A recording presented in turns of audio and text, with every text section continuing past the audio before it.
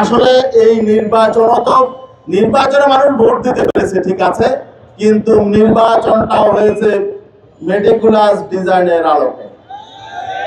আমরা যে আশঙ্কা করেছিলাম যে নির্বাচনটা এখানে মেকিং গেম হবে, আমরা দেখতে পেলাম ঠিক নির্বাচনটা মানুষ ভোট দিয়েছে ঠিকই, রেজাল্ট হয়েছে পাতানো। এই পাতানো ফলাফল আমরা আগেই শঙ্কা ব্যক্ত করেছিলাম। এখন বিভিন্ন রাজনৈতিক দল এক পক্ষ আরেক পক্ষকে বলছে যে তারা নিজেরা ফলাফল ঘোষণায় দুর্নীতি করেছে, জালিয়াতি করেছে। টিআইবি রিপোর্টও এসেছে ফলাফল জালিয়াতি হয়েছে।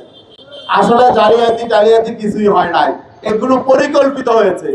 পরিকল্পিত দুটি পক্ষ, দুটি জোট, জামাত নেতৃত্বে জোট, বিএনপি নেতৃত্বে জোট, এই দুই জোট পরিকল্পিতভাবে তারা আসন ভাগাভাগি করেছে নির্বাচনের আগে। সেই পরিকল্পিত ফলাফল হয়েছে।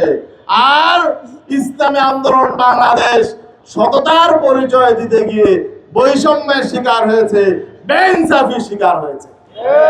এটা এখন মানুষ বুঝতে পারছে। তারপরেও আমরা নির্বাচন মেনে নিয়েছি।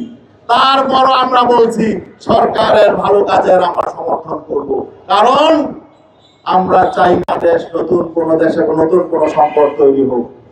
কিন্তু আমরা দেখছি যেই প্রত্যাশা নিয়ে আমরা বলছি সরকারকে সহযোগিতা করব, সরকার তো জনগণের সহযোগিতা চায় না, সরকার তো রাজনৈতিক দলের সহযোগিতা চায় না।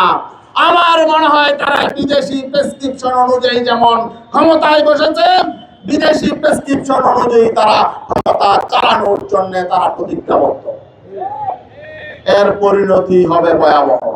কারণ যদি জুলাই সনদকে অবজ্ঞা করা হয়, জুলাই সনদের আলোকে যদি রাষ্ট্র পরিচালনা করা না হয়, এবং এই পার্লামেন্ট যদি আগামী 6 মাস সংস্কার পরিষদ হিসাবে যদি সংবিধান সংস্কারের উদ্যোগ না নেয়, পিয়ারের ভিত্তিতে যদি উচ্চ পরিষদ গঠিত না হয়, মনে রাখবেন এমন আন্দোলন হবে আপনারা কিন্তু 1 বছর সময় পাবেন না।